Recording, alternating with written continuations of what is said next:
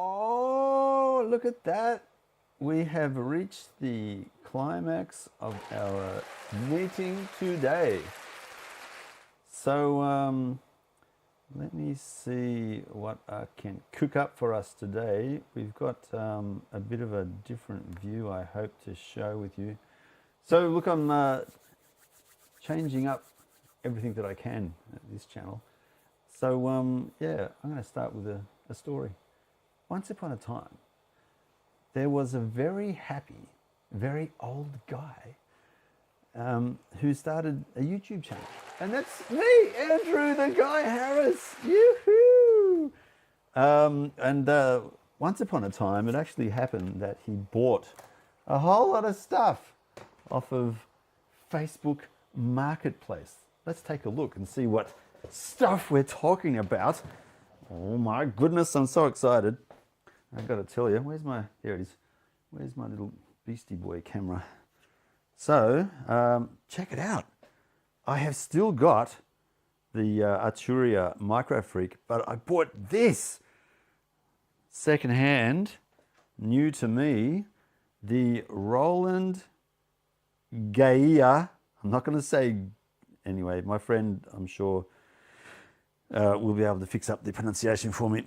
The Gaia synthesizer SH01. It's a 64 voice polyphonic, true polyphonic, 3 oscillator synthesizer with built-in effects unit.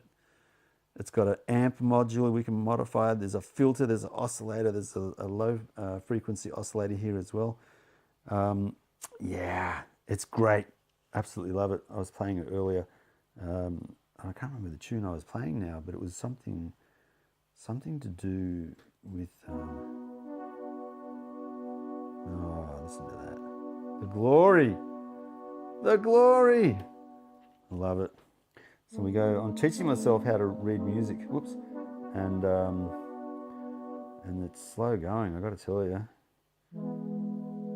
See, very slow. So B minor and E. And then I jump down to D.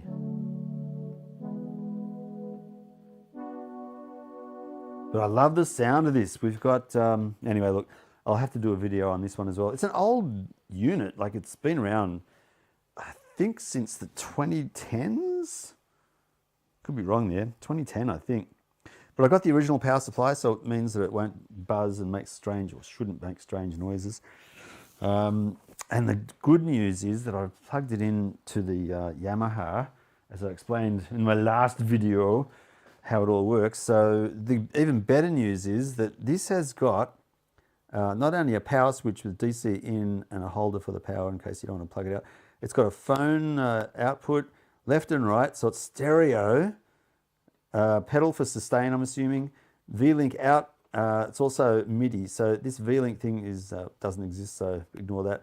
MIDI in, MIDI out, so MIDI in, MIDI out.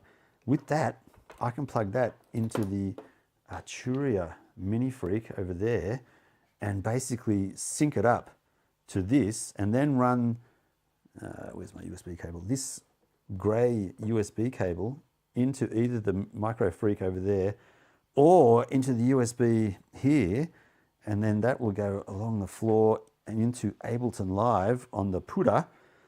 That will then let me use Ableton Live to sync and also play either that synthesizer, the Roland Gaia, or the Micro Freak on the push to down here. So we've got, oh man, the capability, the dirty music that we can make, the music we can make. It's going to be so good. Can't wait. So yeah, that's a new toy to play around with there. The video is, yeah, it's been delayed a little bit, but I still got to do that video for Red.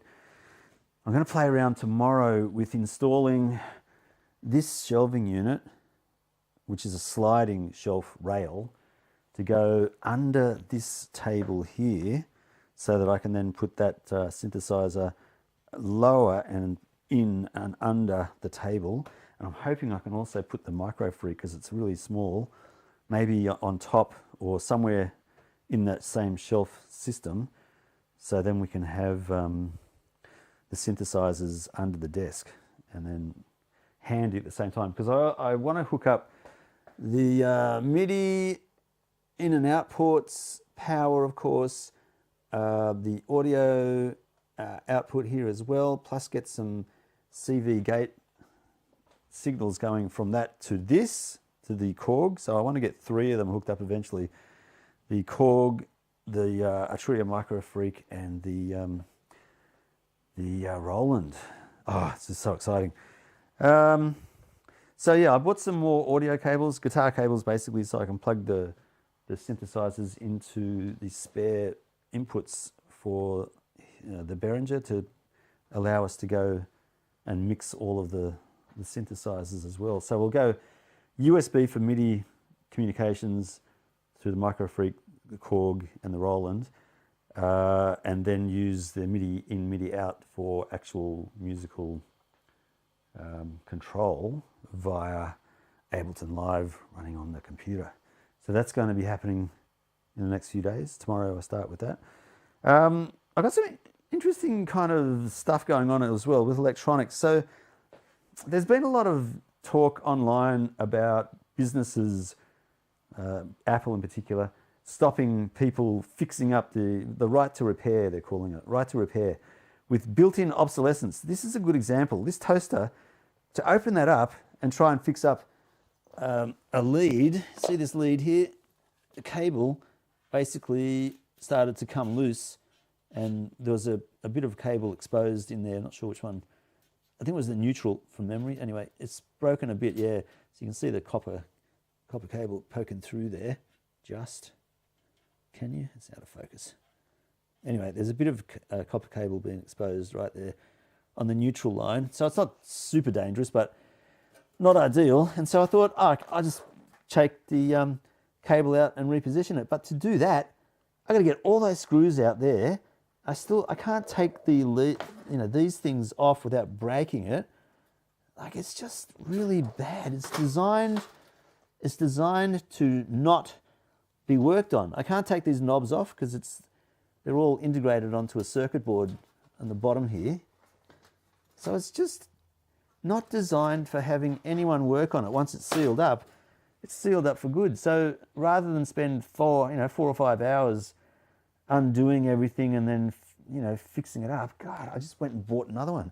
So I got one. It's a same make and model, same brand, but I got the a replacement toaster for $60. Like, my time, I'm not a super expensive person anymore, depending on what it is that I do, but I figure $60, like, I must just go and buy it.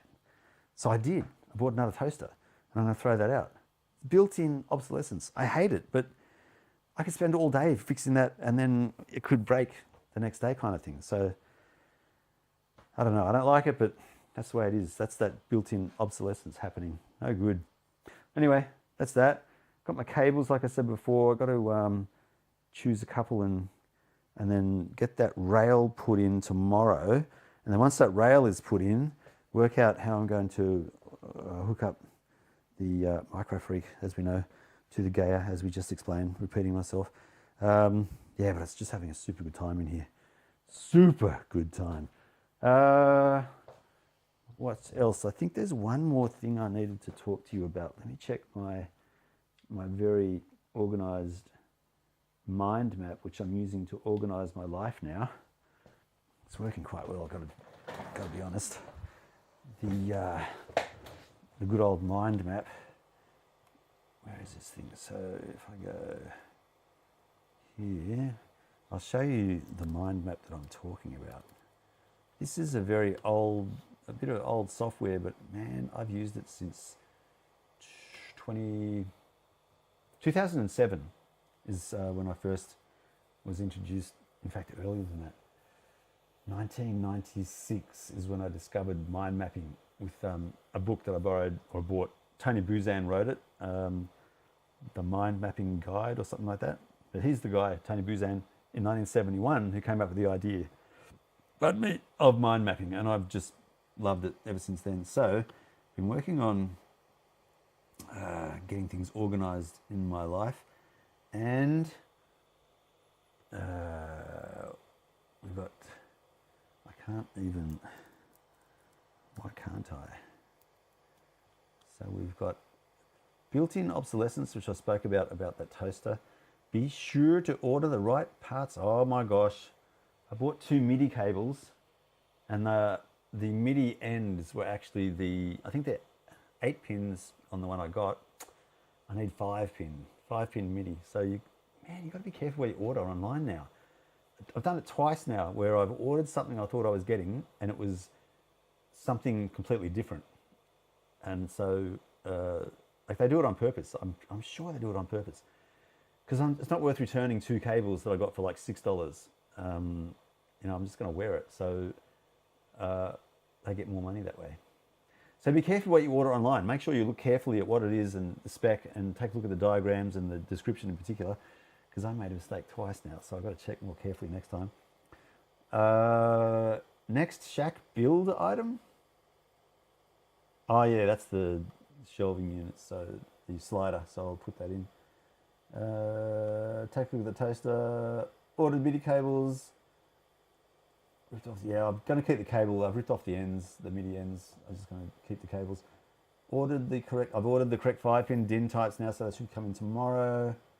Told you about hooking up both synths and the underdesk thing. I will see you in the next one, because that's a very quick and short, quick and dirty today. It's Tuesday. I'm doing so well, keeping my schedule alive. Every Tuesday for the last month I've been doing a live. I'm being regular. What can I say? What can I say? I'm not sure about you guys though. Like, in all honesty, let's have a look. I want to show you what is going on. Like if we look at wow, it's really out of sync to a degree. Is that stuck? It says excellent. Whoa, the buffering, that's crazy. We've had 1 view, no chats. See, I'm keeping my end of the bargain, but you guys aren't keeping your end of the bargain. So I know you're viewing the videos, but you're not engaging in the chats. What's going on there? All right, I get it. You're shy. I'll try and remember, to not get so upset when people don't respond to my lifelong questions and problems that I want to talk through. Okay, well that's it. No one wants to talk. I don't want to talk either. I'm going to go. We'll see you in the next one. I should finish the red video probably next week, I would think, at this stage. It's going to delay me tomorrow with that. So possibly get the red video out next week, which will be exciting because I love that guitar, and we'll demonstrate it. And I'll demonstrate the setup with another video tomorrow. I might do another live tomorrow after I get that set up, and we can enjoy some synth music. And I'll show you a couple of cheats that I got for playing chords on the synthesizer and playing chords in general on a keyboard, and how you can apply that to guitar as well, I do believe. We'll chat then. Okay, take it easy. On that note, I will say goodbye. See you in the next one. Bye now.